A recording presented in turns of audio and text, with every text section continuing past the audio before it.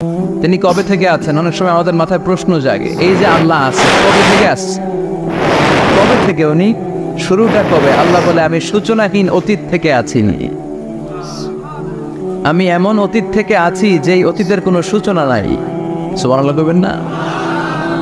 আবার আমি সীমাহীন ভবিষ্যৎ পর্যন্ত থাকবো। সুবহানাল্লাহ পড়ে। এমন ভবিষ্যৎ যেটা সীমা নাই, এমন অতীত যেটা শুরু হয় নাই, তিনি হচ্ছেন আল্লাহ। চিল্লায় বলেন তিনি কে? এজন্য আমরা বলি রাদিতু বিল্লাহি রাব্বা, রব হিসেবে আল্লাহ তোমারে পেয়ে আমরা খুশি। এজন্য আমাদের ইবাদতের সব জায়গায় এই রবের নামের গুণগান আছে না নাই?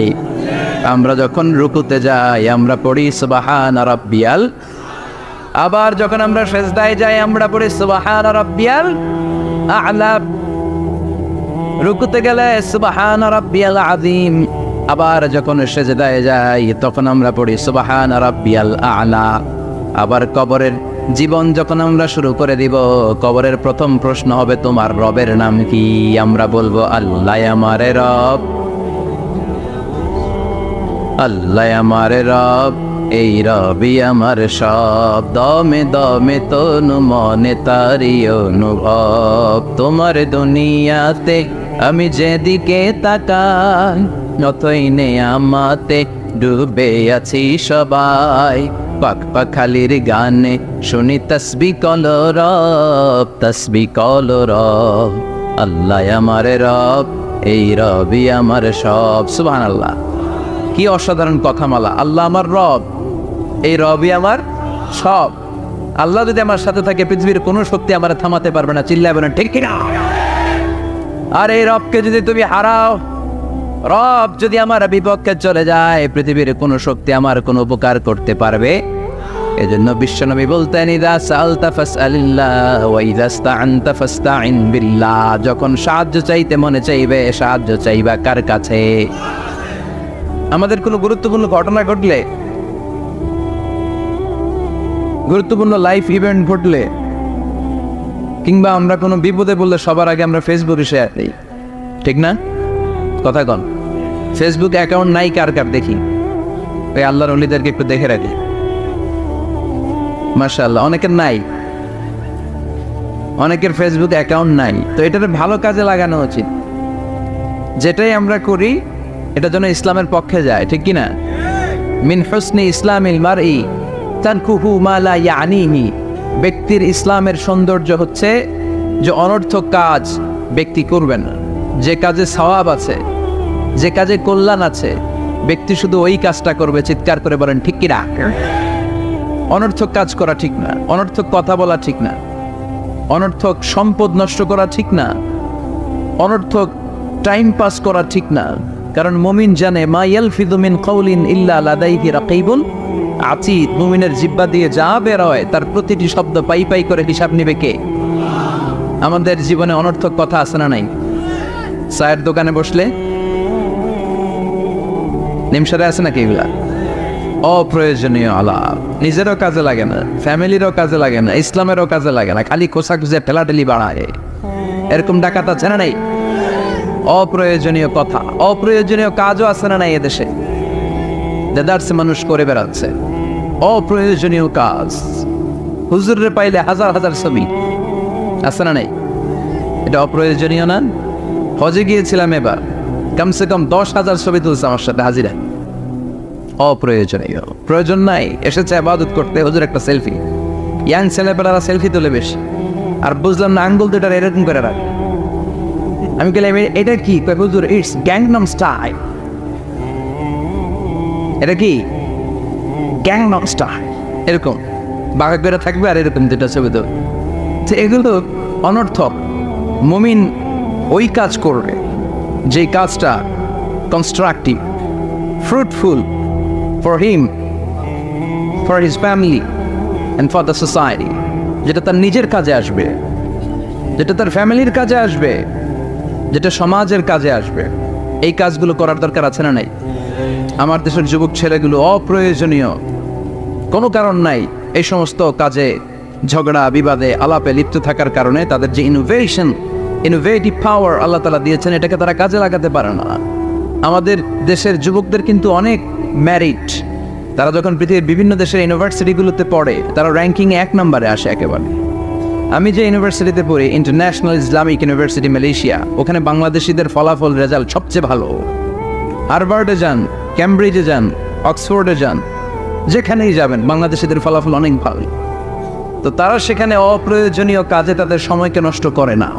এজন্য যুবক ভাইয়েরা, তোমাদের আছে প্রাণ ঢালা উচ্ছ্বাস, অনেক শক্তি তোমাদের গায়ে। এখন তোমাদের রক্ত গরম, তোমাদের এই গরম রক্ত ইসলামের কল্যাণে কাজে লাগাইতে হবে। শুধু সেলফি তুইলা সময় নষ্ট করা যাবে না, চিল্লায় বলো ঠিক কিনা। কিছুদিন আগে আমি দেখলাম মানবতার দেয়াল। কিসের দেয়াল? কিছু ছেলে পেলে নিউ আইডিয়া বের করেছে যে এটার নাম মানবতার দেয়াল। খুব সম্ভবত মসজিদের এক ওয়ালের মধ্যে তারা লিখেছে মানবতার দেয়াল, আর কিছু হ্যাঙ্গার টানিয়ে রেখেছে, আর বলেছে যেটা অপ্রয়োজনীয় রেখে যান, আর যেটা আপনার লাগবে নিয়ে যান। এই যে শীত, প্রচন্ড শীতে অনেকের জ্যাকেট নাই, আমাদের কয়েকটা করে জ্যাকেট, জাম্পার, সোয়েটার, চাদর, মাফলার, অনেকের একটাও নাই, আছে না নাই? তারা দেয়ালের নাম দিয়েছে মানবতার দেয়াল। এখানে আপনার অতিরিক্ত পুরান জ্যাকেট থাকলে রেখে যান। তো অনেকে পুরান জ্যাকেট, মাফলার, চাদর ওখানে ঝুলিয়ে রেখে গিয়েছে। আবার লিখে দিয়েছে যার লাগবে তিনি নিয়ে যান। যার মাফলার নাই, যার জ্যাকেট নাই, চাদর নাই, তারা এসে নিয়ে যাচ্ছে। এটা একটা সুন্দর আইডিয়া না? তো চায়ের দোকানে ছেলেপেলেগুলো যদি মারামারি করতো, অপরাজনীতি করতো, গুতাগুতি করতো, কিলাকিলি করতো, তাহলে মাথা থেকে এই আইডিয়াগুলো বেরোতো? কথা বলেন। Human capacity is amazing. কি পরিমাণে আল্লাহ তাআলা যে আমাদেরকে ক্যাপাসিটি দিয়েছে, আমাদেরকে যে কত প্রিভিলেজ আল্লাহ তাআলা আমাদেরকে দিয়েছে আমরা জানিই না। আমরা আমাদের দেহে কত শক্তি, সম্ভাবনা নিয়ে যে ঘুরে বেড়াই আমরা অনুধাবন করি না। এজন্য সময়গুলোর কাজে লাগাও। কিন্তু আফসোসের সাথে লক্ষ্য করা যাচ্ছে যুবকদের চরিত্রকে ধ্বংস করে দেওয়ার জন্য যে কয়েকটা হাতিয়ার আছে সবগুলো বাংলাদেশে আছে না নাই? ইয়াবা আছে না নাই? ফেন্সিডিল আছে না নাই? হেরোইন আছে না নাই? মারিজুয়ানা আছে না নাই? এই ফেন্সিডিল, ইয়াবা আগে শুনতাম ইউনিভার্সিটির ছেলেরা খাইতো, এরপরে নাইমা আসলো কলেজে, এরপরে হাই স্কুলে, এখন প্রাইমারি ছেলেদের হাতেও ইয়াবা ঢুকছে। চিল্লা এখন ঠিক কিনা? দেশের যুব সমাজ আজকে কোথায়? পর্নোগ্রাফি, এক একটা মোবাইল এক একটা হিন্দি সিনেমার কারখানা। ইন্ডিয়ান নায়িকাদের কোমর দোলানো ডান্স আছে না নাই? স্মার্টফোন নিয়ে ছেলে স্মার্ট হয়, কিন্তু ইমান, আখলাক, চরিত্র সব শেষ। অপরাজনীতি, রাজনীতির নামে মন্দ খারাপ প্রতিহিংসামূলক ছাত্র রাজনীতি, নেতারা এই যুবক ছেলেদেরকে ইউজ করে, ওর বিরুদ্ধে ও মার, তুই ওরে মার, ওনারা থাকে অন্য জায়গায়, আছে না নাই? এভাবে আমাদের দেশের ছেলেদের চরিত্র, তাদের সম্ভাবনাকে আমরা নষ্ট করে দিচ্ছি। যুবক ভাইয়েরা, in the day of judgment, কিয়ামতের কঠিন ময়দানে আল্লাহ তাআলা 7 শ্রেণীর ব্যক্তিকে তার আরশের নিচে ছায়া দিবেন। এর মধ্যে এক শ্রেণী হচ্ছে তোমরা যারা যুবক, শাবুন নাশাআ ফি ইবাদাতিল্লাহ, ওই যুবক যারা তাদের যৌবনে, তাদের সময়টা, তাদের দিন, তাদের রাত তারা আল্লাহর ইবাদতে কাটিয়েছে। সুবহানাল্লাহ পড়েন। 7 শ্রেণীর মধ্যে 2টা শ্রেণী হলো যুবক। একটা হলো যৌবন সময়ে যারা আল্লাহর ইবাদতে রাত কাটায়, সময় কাটায়। আর দ্বিতীয় ওই যুবক, যে যুবককে কোনো নারী অন্যায় কাজের, অন্যায় প্রেম করার পরকীয়ার অফার দেয়, ওই অফারকে ক্যান্সেল করে ওই যুবক বলে ইন্নী আখাফুল্লাহ, আমি এই পরকীয়ার দিকে যেতে পারি না, কারণ আমার অন্তরে ভয় আছে একজনের, তিনি কে? যাদের হৃদয়ে আছে আল্লাহর ভয়, তারা কবু পথ ভুলে যায় না। আল্লাহর প্রেম ছাড়া এই দুনিয়া কারো কাছে কোনো কিছু চায় না, ঠিক কি না? রাতের আধারে যারা সেজদাতে রয়, দু চোখের স্রোতে নদী যেন বয়। আল্লাহু আকবার। তো তাহাজ্জুদ পড়বে কখন? ফজরে তো পড়তে পারে না, আছে না নাই? রাতের আধারে যারা সেজদাতে রয়, দু চোখের স্রোতে নদী যেন বয়। ছলনার হাতছানি যতই ডাকুক, পেছনে ফিরেও সে তাকায় না। যাদের হৃদয়ে আছে আল্লাহর ভয়, তারা কবু পথ ভুলে যায় না। আল্লাহর প্রেম ছাড়াই দুনিয়ায় কারো কাছে কোনো কিছু চায় না। চিল্লায় বলেন ঠিক কিনা? তার মানে প্রথম হচ্ছে এক যুবক, যেই যুবক তার যৌবনকালের সময়টা আল্লাহর ইবাদতে কাটায়। দ্বিতীয় হলো এমন যুবক পরকীয়ার অফার পেয়ে সে বলে আমি ভয়ে পাই একজনকে, তিনি কে? এজন্য যুবক, তোমার অন্তর আল্লাহর ভয় থাকতে হবে। তোমার সময়টা এমনি কাটানো যাবে না, ইবাদতে কাটাতে হবে, ঠিক কিনা? এজন্য আমরা নামাজের পরে বলি রাদিতু বিল্লাহি রাব্বা, আল্লাহকে রব হিসেবে পেয়ে আমরা খুশি। তারপরে বলি অবিল ইসলামী দীনা, ইসলামকেও দিন হিসেবে পেয়ে আমরা খুশি না বেজার? কথা কন, খুশি না? আপনি খুশি হইলে আপনার লাভ, খুশি না হইলে আপনার লস। ইসলামের বিজয়কে সমুন্নত করবে কে? ইসলামের পতাকা পথ পথ করে হোয়াইট হাউসের উপরও একদিন ঝুলবে। চিল্লায় বলেন ঠিক কিনা? আল্লাহ বলেন খবরদার, ফু দিয়ে ইসলামের বাতি তোরা নিভাতে পারবি না। ইউরিদুনা লিইউতফিউ নূরাল্লাহি বিআফওয়াহিহিম ওয়াল্লাহু মুতিম্মু নূরিহি ওয়ালাউ কারিহাল কাফিরুন। ইসলাম বিরোধীরা চায় মুখের ফুৎকারে ইসলামের বাতিকে নিভিয়ে দিতে। আল্লাহ বলে খবরদার, ষড়যন্ত্র করে লাভ নাই, ইসলামের বিজয় আমি নিশ্চিত করে দেব। স্যামুয়েল হ্যান্টিংটন একটা বই লিখেছে, দ্য ক্লাশেস অফ সিভিলাইজেশন। এই বইতে তিনি বলেছেন এই যে সভ্যতার সংঘাত, এত সভ্যতা, চায়না সভ্যতা, আর্য সভ্যতা, বৈদিক সভ্যতা, সিন্ধু সভ্যতা, মহেঞ্জোদারো সভ্যতা, ইরাকীয় সভ্যতা, মিশরীয় সভ্যতা, একটার পর একটা সভ্যতা পৃথিবীতে এসেছে, একটার পর একটা সুপার পাওয়ার। এখন সুপার পাওয়ার হচ্ছে ইউনাইটেড স্টেটস অফ আমেরিকা, ধারণা করা হচ্ছে এরপরে চায়না হবে সুপার পাওয়ার, আবার অনেকে বলছে এরপরে ইন্ডিয়া হবে সুপার পাওয়ার।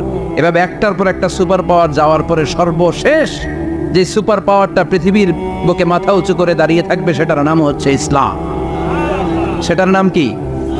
তার নমুনা গোটা বিশ্বব্যাপী আছে না নাই? ইসলামকে যত দমাইতে চায় এটা আরো উপরের দিকে ওঠে। সুবহানাল্লাহ কইবেন না? ইসলামের বৈশিষ্ট্য হচ্ছে চারা বীজের মতো। চারা বীজ তো আপনারা চিনবেন, নিমসালের মানুষ। বীজ, ইসলাম হচ্ছে বীজের মতো। ইসলামের শত্রুরা ইসলামকে মাটিতে গেড়ে দিতে চায়, কিন্তু ইসলাম হচ্ছে বীজের মতো, চারা বীজ। চারা বীজ মাটিতে গেড়ে দিলে কি হয়? কথা কর, আরো গজিয়ে ওঠে, মাটি ফেড়ে উপরের দিকে উঠে চিৎকার করে বলে ঠিক কি না? ইসলাম হচ্ছে টিউবের মতো। টিউব, পুকুরে যারা নতুন সাঁতার কাটতে যায় ডুবে যাতে মারা না যায়, টিউব নিয়ে সাগরের মধ্যে নামে। এই টিউবকে যত আপনি পানির নিচে ডুবাতে চাইবেন, টিউব আর উপরের দিকে ভেসে ভেসে উঠে। সুবহানাল্লাহ পড়ে। ইসলামটা তো ওরা চিনে নাই। ইসলাম হচ্ছে চারা বীজের মতো, ইসলাম হচ্ছে টায়ারের টিউবের মতো। এটার যতই নিচের দিকে নামাইতে যায়, এটার বৈশিষ্ট্য হচ্ছে এটার ধাক্কা মারলে এটার উপরের দিকে ওঠে। সুবহানাল্লাহ কইবেন না? গোটা বিশ্বব্যাপী আজকে ইসলামের গণজোয়ার, হাজার হাজার লোক কালিমা পড়ে মুসলমান হচ্ছে। গত কিছুদিন আগে আফ্রিকাতে এক লোক এক গ্রামের কয়েক হাজার মানুষকে এক ময়দানে দাঁড় করিয়ে একসাথে শাহাদাতের বাণী পাঠ করিয়ে মুসলমান বানায় ফেলছে। এই আফ্রিকার বুকে এতদিন আমেরিকার কাজ ছিল, এটারে বলে Tansir, Christian missionary. Lakh lakh dollar দিয়ে আফ্রিকার দেশগুলোর মধ্যে গরিব গরিব মুসলমানগুলোরে তারা নাসারা বানাতো। এই বিষয়টা যখন মুসলিম স্কলারদের নজরে এলো, এখন গোটা বিশ্বের সব মুসলিম স্কলাররা আফ্রিকায় যে ইসলামের দাওয়াতকে প্রচার করে দিচ্ছে। গ্রামকে গ্রাম খ্রিস্টান সম্প্রদায় লা ইলাহা ইল্লাল্লাহ মুহাম্মাদুর।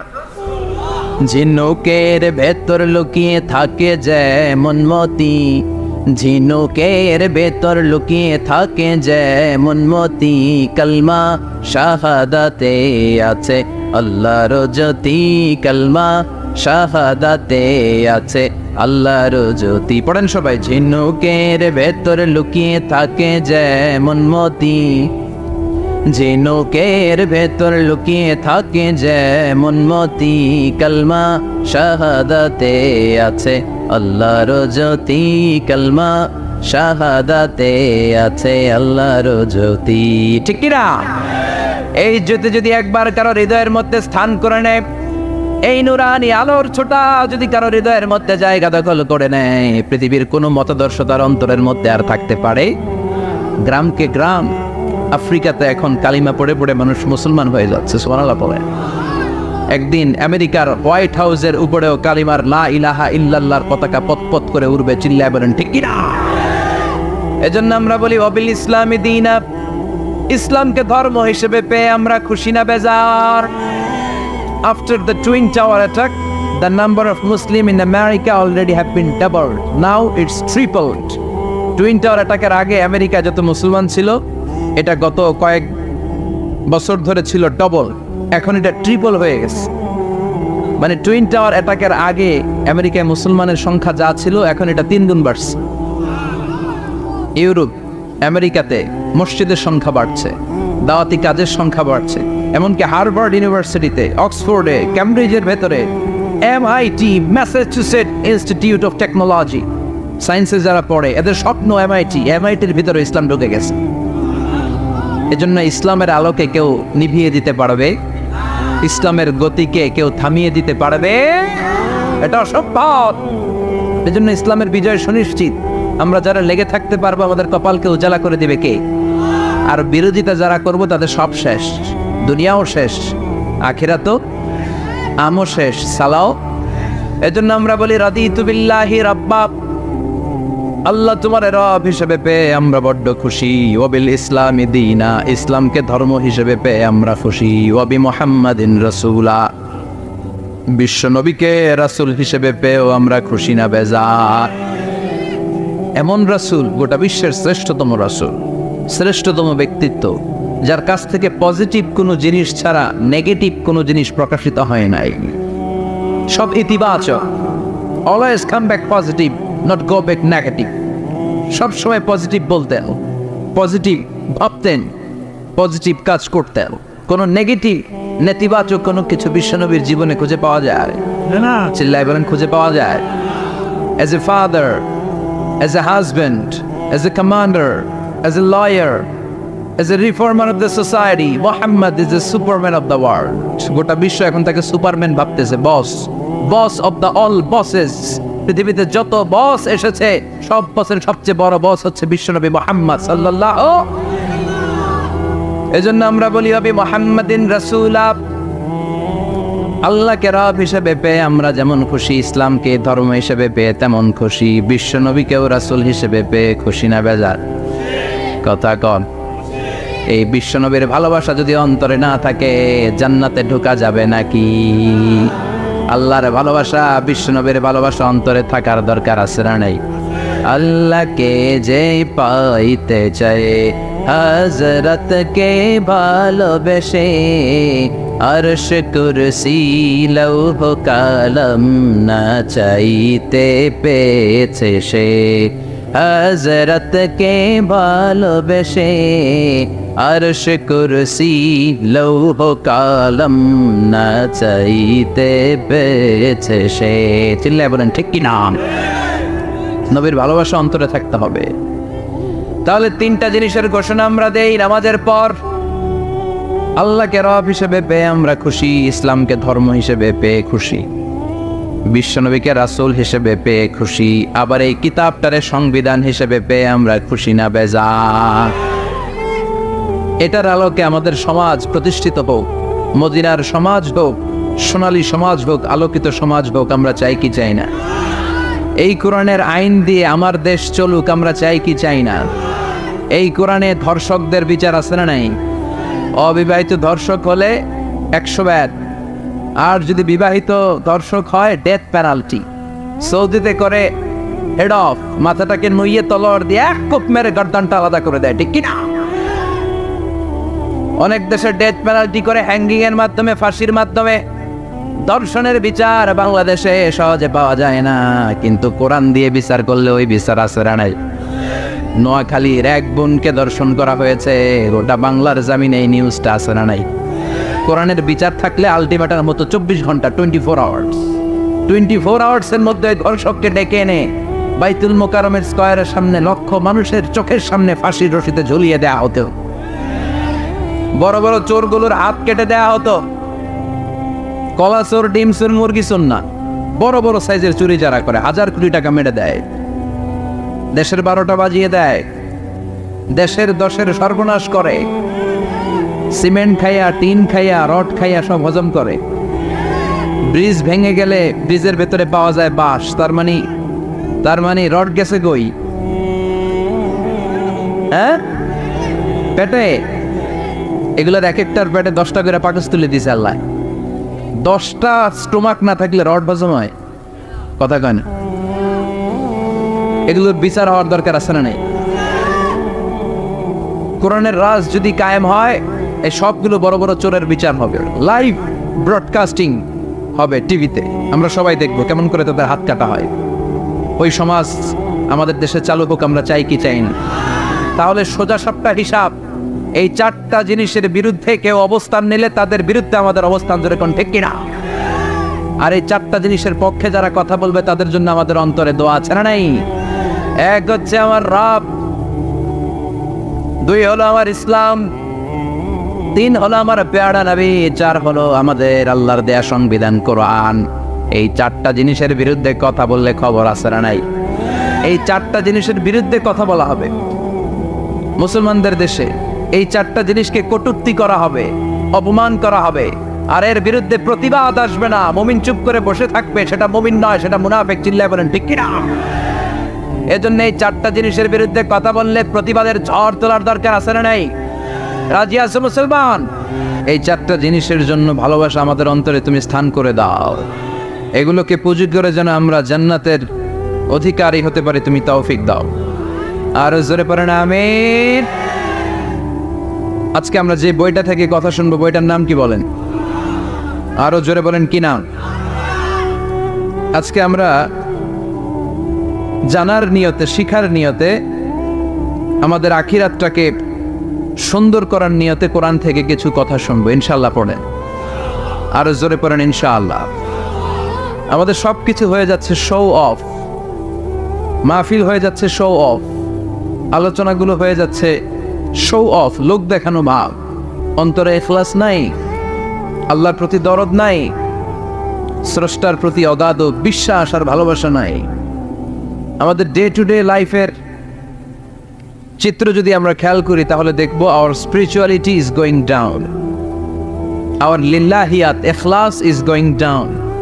আমাদের ইখলাস যাচ্ছে নিচের দিকে, মানে কমছে, ডিক্রিজিং ডে আফটার ডে।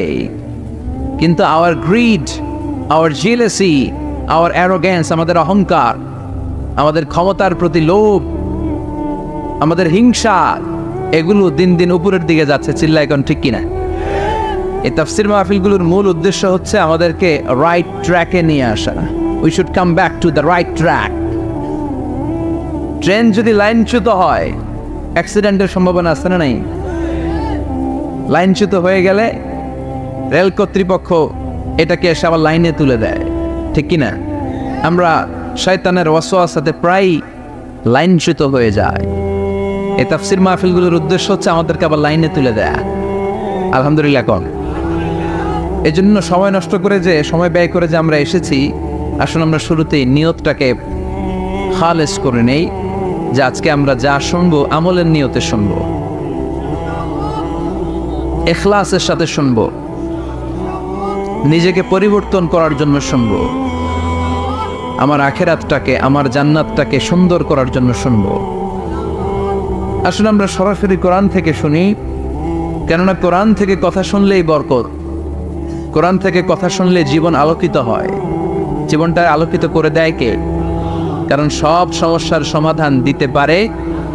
সমাধান চাও যদি জীবনে, মরণে ফিরে যাও, খুঁজে নাও, চোখ রাখো কোরআনে। চোখ রাখবেন কোথায়? না টিভির পর্দায়? কোথায়? সমাধান চাও যদি জীবনে, মরণে ফিরে যাও, খুঁজে নাও, চোখ রাখো কোরআনে। If you want the solution this dunya and akhira, go back, have a look to the holy Quran. Subhanallah পড়েন। সমাধান চান তো go back, sit down and have a look to the Quran.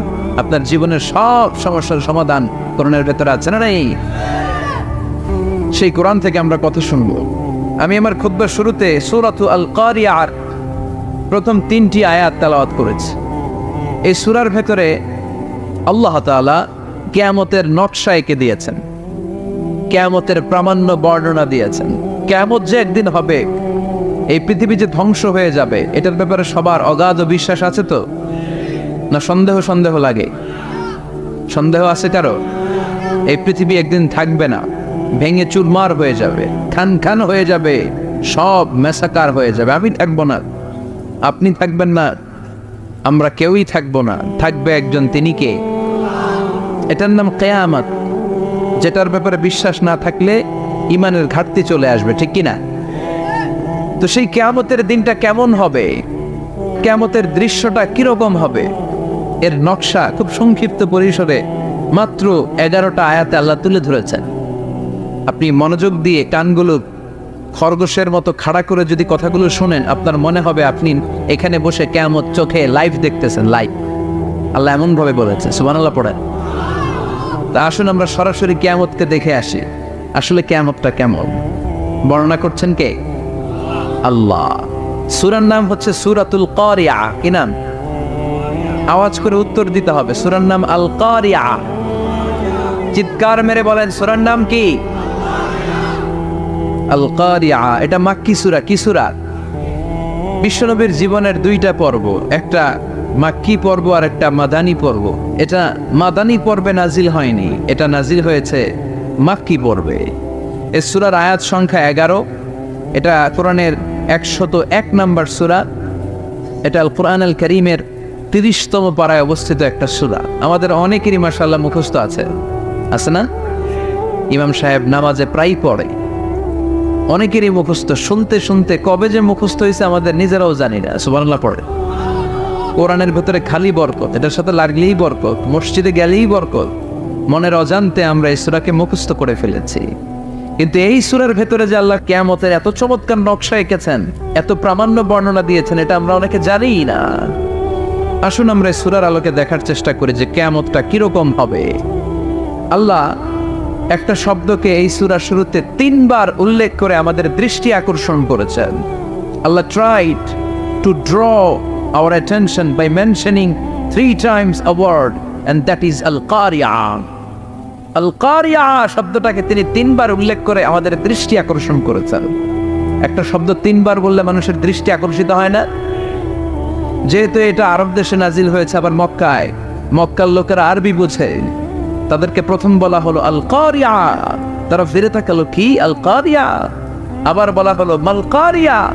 কি মাল কারিয়া? আবার বলা হলো ওমা আদরাকা মাল কারিয়া। আবার তারা ফিরে তাকালো। দৃষ্টি আকর্ষণের জন্য আল্লাহ তাআলা 3 বার এই শব্দটা বলেছেন। এজন্য এই শব্দের একটা সিগনিফিকেন্স, একটা গুরুত্ব, অর্থবহ একটা মানদণ্ড আছে না নাই? আল কারিয়া শব্দের অর্থ হচ্ছে বিকট আওয়াজ। আল কারিয়া মানে কি? কথা বলেন, আরো জোরে বলেন। বিকট আওয়াজ। এই বিকট আওয়াজটা তৈরি করার জন্য আল্লাহ তাআলা একজন ফেরেশতা তৈরি করেছেন, যার নাম হচ্ছে ইসরাফিল। নাম কি? আমাদের মধ্যে অনেকের নাম কিন্তু আমরা ইসরাফিল রাখি, তাই না? ইসরাফিল আছে না নাই? আজরাইল কিন্তু রাখে না, কে ডরে। কেন রাখে না? ভয় পায়। কিন্তু ইসরাফিল আছে, আমার পরিচিত অনেকে আছে ইসরাফিল। তো এই ফেরেশতার পা হচ্ছে জমিনের নিচে, মাথা হচ্ছে আকাশের উপরে। এই ফেরেশতার কাজ হচ্ছে ওই বিকট শব্দ তৈরি করা। উনি একটা সাইরেনের মধ্যে ফু দিবেন, হুইসেল দিবেন, ট্রাম্পেট। ওই ট্রাম্পেটে, ওই সাইরেনে, ওই হুইসেলে ফু দিলেই শুরু হয়ে যাবে আল কারিয়া। মাল ওমা আদরাকা মাল। এই ফেরেশতার দায়িত্বই হচ্ছে ওই বাঁশির মধ্যে ফু দেয়া। হুইসেল, সাইরেন, ট্রাম্পেট, আরবিতে এটাকে বলা হয় আসুর। ইদা নুফিখা ফিস সূরি নাফখা ওয়াহিদা। যখন তিনি ওই সিংহে একটা ফু দিবেন, সব লন্ডভন্ড হয়ে যাবে, কিচ্ছু খুঁজে পাওয়া যাবে না। আল্লাহ ওনাকে তৈরি করেছেন শুধু এই হুইসেলের মধ্যে, বাঁশির মধ্যে 3টা ফু দেওয়ার জন্য। কয়টা? উনি সৃষ্টির শুরু থেকেই এই বাঁশিটাকে 2 ঠোঁটের মাঝখানে রেখে আল্লাহর আরশের দিকে তাকিয়ে আছে, and just waiting for the green signal. আল্লাহর পক্ষ থেকে সবুজ সংকেতের অপেক্ষায়। যখনই আল্লাহর অর্ডার করবে তখনই শুরু হয়ে যাবে আল কারিয়া। মাল ওমা আদরাকা মাল। সৃষ্টির শুরু থেকেই ইসরাফিল ফেরেশতা বিশাল সিংহাটাকে দুই ঠোঁটের মাঝখানে করে আরশের দিকে তাকিয়ে আছে, কখন আল্লাহ অর্ডার দিবে। অর্ডার দিতে দেরি, ফুৎকার দিতে দেরি নাই, ঠিক কিনা? বিকট আওয়াজ, গগন বিদারী শব্দ, প্রচন্ড একটা সাউন্ড, জাইগান্টিক সাউন্ড, যে আওয়াজ, যে শব্দ কেউ শুনে নাই। এজন্য আল্লাহ বললেন আল কারিআতু মাল কারিআতু ওয়া মা আদরাকা মাল কারিয়া। সে আওয়াজটা ভয়ঙ্কর আওয়াজ। এটা বজ্রপাতের মতো না, এটা ট্রাকের টায়ার পাংচার হলে যে আওয়াজ হয় ওই আওয়াজের মতো না, গ্যাসের সিলিন্ডার ব্রাস্ট হয়ে গেলে যে আওয়াজ হয় ওই আওয়াজের মতো না, প্রাইমারি স্কুলে দপ্তরে যখন ছুটির ঘন্টা বাজায় ওই আওয়াজের মতো না। ওই আওয়াজটা এমন আওয়াজ, ওই আওয়াজ পৃথিবীর কেউ শোনে নাই। সেটার নাম হচ্ছে আল কারিআ মাল ওমা আদরাকা মাল। বিকট আওয়াজ, বিকট ভয়ঙ্কর ট্রাম্পিট। এই সাইরেনে ফু দেওয়া হবে, প্রথম ফু দেওয়ার সাথে সাথেই লন্ডভন্ড হয়ে যাবে। এই ইসরাফিলকে তৈরি করা হয়েছে শুধুমাত্র কেবলমাত্র 3টা ফু দেওয়ার জন্য। চিল্লায় বলতে হবে কয়টা? এই ফেরেশতার আর কোনো কাজ নাই। তার আর কোনো কাজ আছে?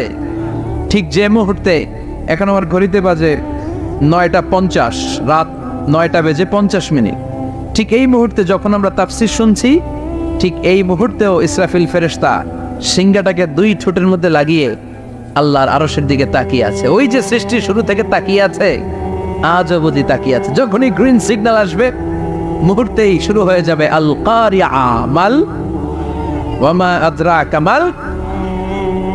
আল্লাহ বললেন সে আওয়াজটা হবে বড্ড ভয়ঙ্কর। প্রথম ফুৎকার যখন দেয়া হবে, এটার বলে নাফখাতুল ফাজা।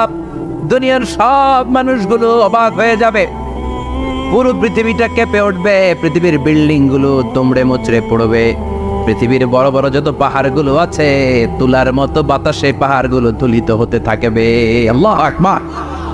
আল্লাহ বললেন ইয়াউমা ইয়াকুনুন নাসু কাল ফারাশিল মাবথুস ওয়া তাকুনুল জিবালু কাল আহনিল মানফুশ। সেদিন মানুষগুলো বিক্ষিপ্ত পতঙ্গের মতো নিক্ষিপ্ত হবে যখন আল কারিআ, এই বিকট আওয়াজটা হবে। শুনতেছেন? মনোযোগ আছে? কথা বুঝতে সমস্যা হচ্ছে না তো? 3টা ফুৎকার। কয়টা? প্রথম ফুৎকার দেওয়ার সাথে সাথে মানুষগুলো বিক্ষিপ্ত পতঙ্গের মতো নিক্ষিপ্ত হবে। এই যে আরামসে বসে আছি, তখন আর বসে থাকা যাবে না। কে ধাক্কা খেয়ে কই চলে যাব টেরই পাওয়া যাবে না। আমরা যে বসে আছি এর কারণ হচ্ছে গ্র্যাভিটেশনাল একটা ল আছে, পাওয়ার। এটাতে বাংলায় বলে মাধ্যাকর্ষণ শক্তি। কি শক্তি? কথা বলেন। কে আবিষ্কার করছে এটা? হ্যাঁ, কে? বিজ্ঞানের নিউটন, আইজাক নিউটন আবিষ্কার করেছে। আপেলকে সে নিচে পড়তে দেখে গবেষণা করে পেয়েছে গ্র্যাভিটেশনাল পাওয়ার। ওইটা থাকার কারণে পৃথিবীর সেন্টার সবকিছুকে নিচের দিকে টানে, নিজের দিকে টানে, ফলে আমরা বসে আছি। কিন্তু এই মাধ্যাকর্ষণ শক্তির বাইরে যদি আমরা আকাশে উঠে যাই, আর কিন্তু কোনো টানাটানি নাই, আপনি শূন্যে ভেসে থাকবেন। নভোচারীরা মহাশূন্যে যে ভেসে থাকে, কিয়ামতের ওই ধাক্কার ভাইব্রেশন যখন শুরু হয়ে যাবে, পুরো পৃথিবীটা মুহূর্তের মধ্যে কেঁপে উঠবে। এমন কম্পন, এমন আওয়াজ পৃথিবীবাসী এর আগে আর শোনে নাই। একটা ধাক্কার চোটে মানুষগুলো ছিটকে কে যেন কই পড়ে যাবে, কেউ টের পাবে না। কে কই চলে গেছে হিসাব নাই। সব থাকবে ওই টাইমে, সব থাকবে না। কেউ থাকবে টয়লেটে, কেউ থাকবে ঘুমে, কেউ থাকবে বাজারে। আপনাদের নিমসার বাজার তো থাকবে তখন, না থাকবে? ওই যে লন্ডভন্ড হয়ে যাবে, হিসাব নাই। কে যে কোথায় ছিটকে পড়বো আমরা জানি না। বিক্ষিপ্ত পতঙ্গের মতো আমরা নিক্ষিপ্ত হব। শীতকালে আমার দেশের ছেলেরা রাত্রেবেলা ব্যাডমিন্টন খেলে, র্যাকেট খেলে না? নিমসারে বোধহয় খেলে টেলে না, খেলে তো। ওরা বাঁশ গেড়ে দেয় ক্ষেতের মাঝখানে। কি গাড়ে? এবার বাঁশের মধ্যে লাগায় কি? লাইট। লাইটগুলো লাগালে দেখবেন ক্ষেতের গ্রামের পোকাগুলো এসে লাইটের মধ্যে ছিটকে ছিটকে পড়ে। আমাদের অবস্থায় পোকার মতো হবে তখন। আল্লাহ সেটাই বললেন, ইয়াউমা ইয়াকুনুন নাসু কাল ফারাশিল মাবথুস। বিক্ষিপ্ত পতঙ্গের মতো মানুষগুলো নিক্ষিপ্ত হবে। ওয়া তাকুনুল জিবালু কাল আহনিল মানফুশ। তুলাকে যখন পিটানো হয়, ধ্বনিত করা হয়, দেখবেন তুলার ছোট ছোট কণা বাতাসের মধ্যে ভাসতে থাকে। ফু মারলে আরো দূরে যায়। আরো বাতাস আসলে উড়ে উড়ে যে কোথায় চলে যায় টের পাওয়া যায় না। সুবহানাল্লাহ। বিশাল বিশাল পাহাড়গুলো এরকম ধ্বনিত তুলার মতো সামনে উঠতে থাকবে, একটা পাহাড়ও টিকবে না। বাংলাদেশের সবচেয়ে বড় পাহাড়ের নাম কি জানেন? তাজিংডং পর্বত, কিন্তু সবচেয়ে বড় পাহাড় হচ্ছে গারো পাহাড়, ময়মনসিংহের। ওটা থাকবে কিয়ামতের দিন?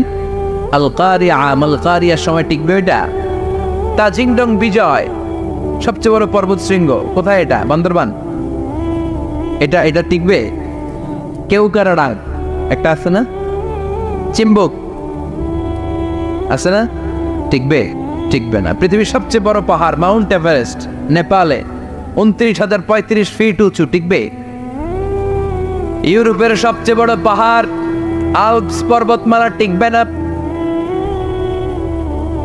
আমেরিকার সবচেয়ে বড় পাহাড় আলাস্কা পর্বতমালা, টিকবে না। আরব বিশ্বে বিশাল একটা মাউন্টেন রেঞ্জ আছে, ওইটার নাম তুর পাহাড়, ওইটাও টিকবে না। একটা পাহাড়ও থাকবে না। পাহাড়গুলো ভেঙে দুমড়ে মুচড়ে তুলার মতো ধ্বনিত হতে থাকবে। চিৎকার করে পড়েন আল্লাহু আকবার। এই যে 5 তলা 7 তলা 10 তলা দেদারসে টাওয়ার উঠতে শুরু করেছে, বিল্ডিং বাড়তে শুরু করেছে। কিয়ামত যখন শুরু হবে, আল কারিয়া যখন শুরু হয়ে যাবে, রব্বুল আলামিন পুরো পৃথিবীটারে ধরে একটা ঝাঁকুনি মারবে। ওই ঝাঁকুনির চুটে 8 তলা 10 তলা বিল্ডিং গুলো টিকবে নাকি? 30 তলা 50 তলা হলে তো আর ভাঙবে না। বুর্জ আল খলিফা ভাঙবে না। দুবাইয়ের বুর্জ আল খলিফা সবচেয়ে উঁচু টাওয়ার, এটা কিংডম টাওয়ার, এটা নাকি আরো উঁচু হবে, 1000 মিটার উঁচু হবে। তাইপেডাং 101, মালয়েশিয়ার Petronas Twin Tower, Shanghai Tower, Kaaba ঘরের পাশে বুর্জ আল খলিফা, যেটাতে সবাই বলে জমজম টাওয়ার, টিকবে? কথা বলেন, টিকবে?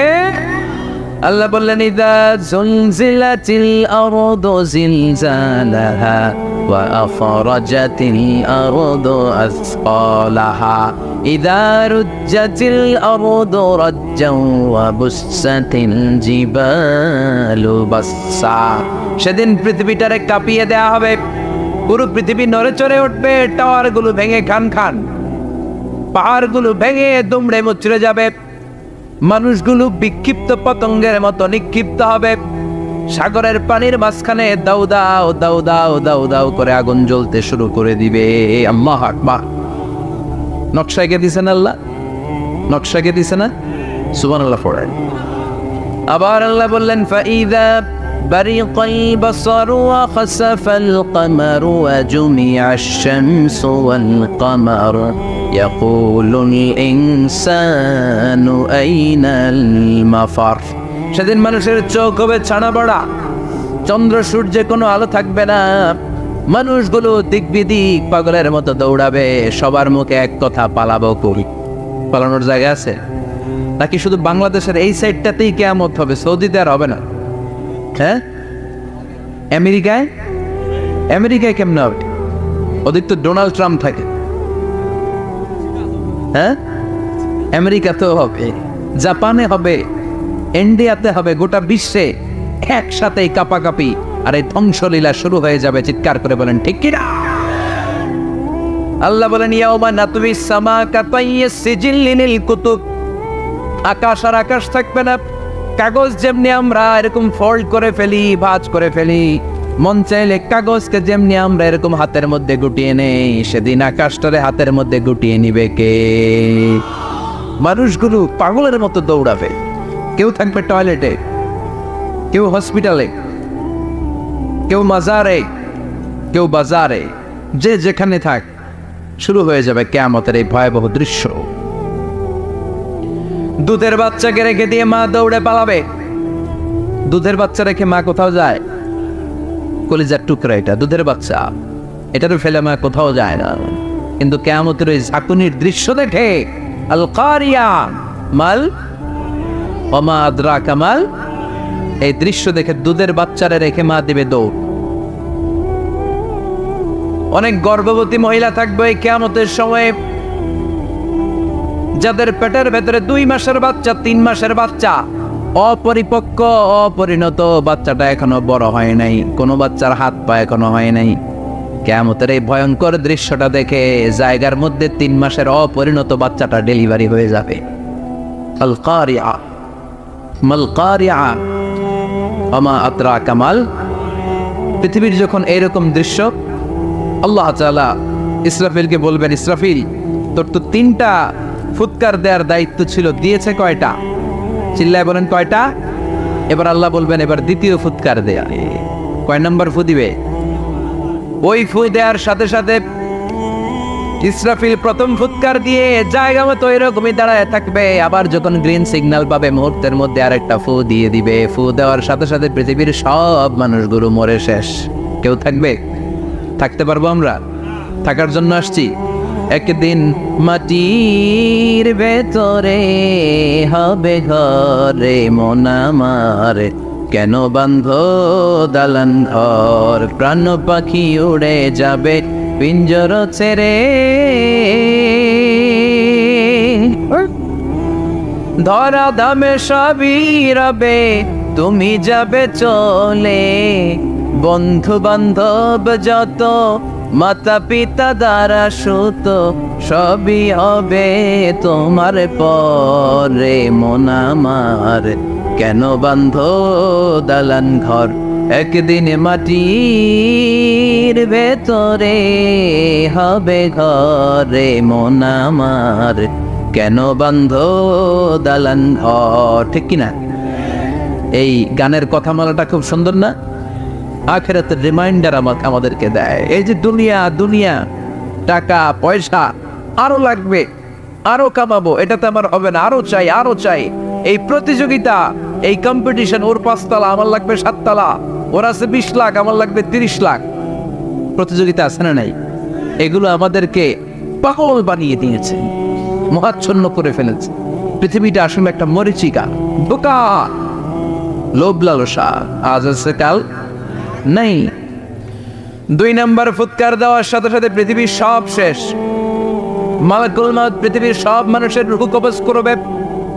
আল্লাহ বলবেন, মালাকুল মাউত আখবিরনি মান ইয়াবকা, আমাকে বল আর কে আছে।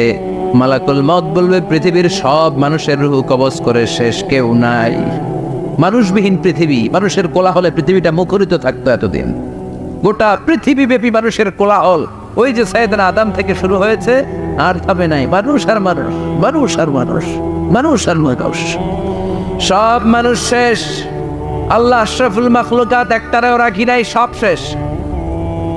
শুধু আছে জিন জাতি।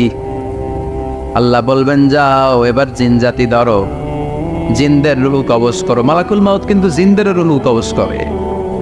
ওমা খালাকতুল জিন্না ওয়াল ইনসা ইল্লা লিয়াবুদুন।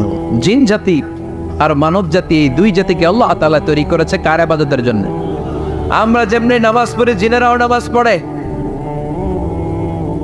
আমরা যেমনি রমাদানের রোজা রাখি, জিনেরাও রমাদানের ফরজ রোজা রাখতে হয়। আমরা যেমনি হজ করি, জিনেরাও হজ করে। আমরা যেমনি আরাফার দিনে কাঁদতে কাঁদতে আল্লাহর কাছে দোয়া করি, আল্লাহ বাইক করে, জিনেরাও পড়ে। আমরা দেখি না, এদের দেখা যায়? দেখা যায় না। জিসমুন নারিয়্যুন, আগুনের তৈরি ওদের দেহ।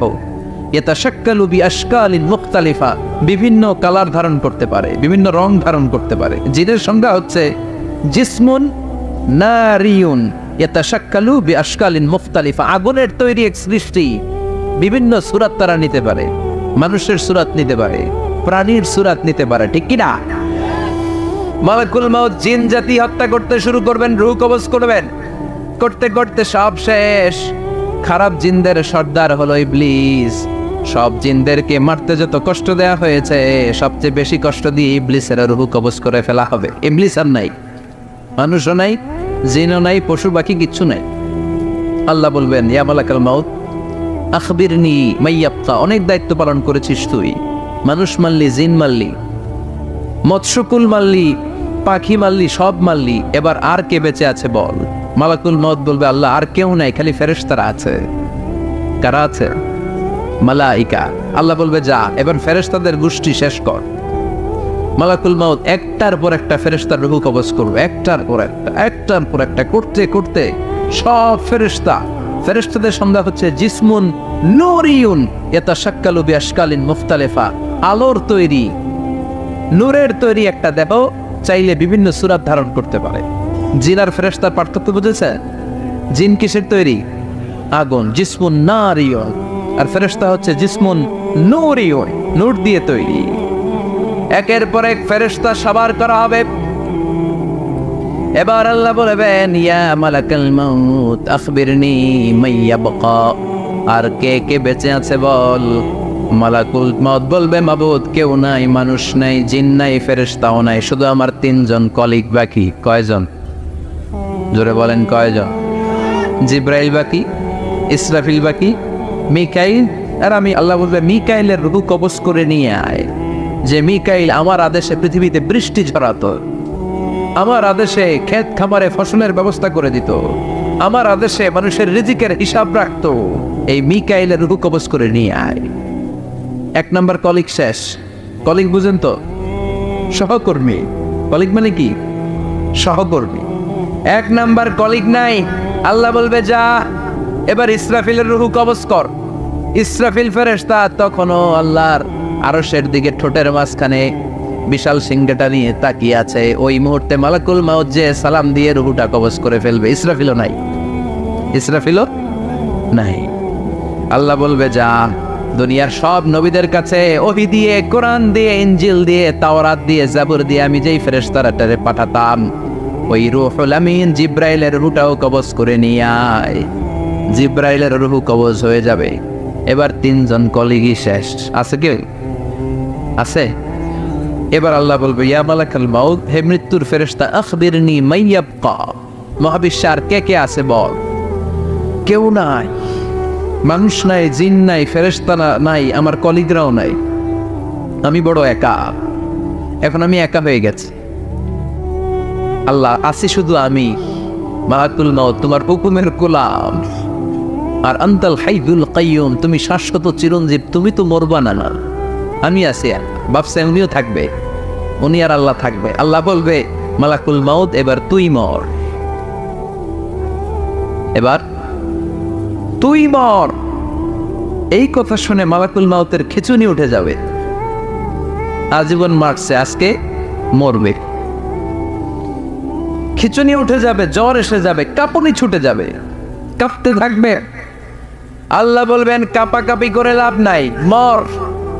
মালাকুল মাউত বলবে, মাবুদ এইটা আবার কেমন কথা? সবাই রে আমি মারলাম, আমি মরুম কেন? আমি না মারছি, আমি না মেরেছি, আমি মরবো কেন? আল্লাহ বলবেন, কথা নাই, মর। ও আল্লাহ, আমি কেন মরবো? আমি না দুনিয়ার সবাই রে মারলাম। আল্লাহ বলবেন, কুল্লু নাফসিন যায়িকাতুল মাউত, পৃথিবীর প্রতিটা আত্মারে মৃত্যুর স্বাদ নিতে হবে রে মালাকুল মাউত, তুইও মরবি, মর। কাঁপতে কাঁপতে আল্লাহ বলবে, জান্নাত আর জাহান্নামের মাঝ বরাবর যে দাঁড়া। মালাকুল মাউত দাঁড়াবে। এই দৃশ্য দেখার মতো তখন কেউ থাকবে না। থাকবে? কেউ নাই। মালাকুল মাউত কাঁপতে কাঁপতে আল্লাহ বলবেন, কেঁপে লাভ নাই, কেঁদে লাভ নাই, মরতে তোকে হবেই। Everyone has to take the test of death, সবাইকে মৃত্যুর স্বাদ আস্বাদন করতে হবে। মর, মরে যা, মুত ইয়া মালাকাল মাউত। আল্লাহ বলবেন, ও মৃত্যুর ফেরেশতা মর, মুত ইয়া মালাকাল মাউত। বলার সাথে সাথে যে ফেরেশতার হাতে আমাদের সবার রূহ চলে গিয়েছিল, ওই ফেরেশতা চিৎকার মেরে জান্নাত এবং জাহান্নামের মাঝখানে বেহুশ হয়ে পড়ে যাবে। শেষ। মালাকুল মাউতের ইচ্ছা খতম, উনিও নাই। এবার ডানে বায়ে, সামনে পেছনে, উপরে নিচে কেউ আছে? একজন ছাড়া, তিনি কে? কুল্লু মান আলাইহা ফানি ওয়া ইয়াবকা ওয়াজহু রাব্বিকা যুল জালালি ওয়াল ইকরাম ফাবিআইয়ি আলাই রাব্বিকুমা তুকাযযিবান। এই জমিনে যারা আছে সব শেষ হয়ে যাবে, একজন ছাড়া, তিনি কে? আল্লাহ তখন হুঙ্কার দিয়ে একা একাই বলবেন, একা একাই বলবেন, ইয়া আরদু আইনা আশজারুকা, ও পৃথিবী তোর বড় বড় গাছগুলো কোথায়? আপনাদের নিমসারে বট গাছ আছে? কোথায় আছে বট গাছ?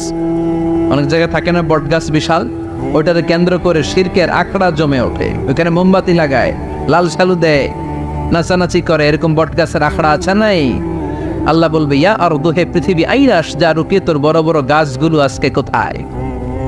ইয়া আরদু আইনা আনহারুকি, হে পৃথিবী তোর বড় বড় নদীগুলো কই? পদ্মা নদী কই? মেঘনা নদী কই? ব্রহ্মপুত্র কই? গঙ্গা নদী কই?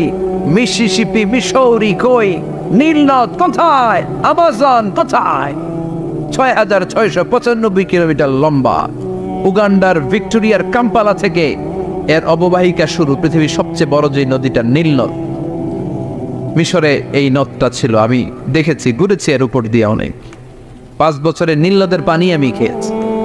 মিশরের নীল নদ ছাড়া কোনো মিঠা পানির উৎস নাই। এজন্য প্রাচীন ঐতিহাসিক, ওনার নাম হেরোডোটাস, উনি বলেছিলেন Egypt is the gift of Nile. মিশর হচ্ছে নীল নদের দান। নীল নদ না থাকলে মিশরে কেউ থাকতো না। আল্লাহু আকবার পড়েন। 2টা নদী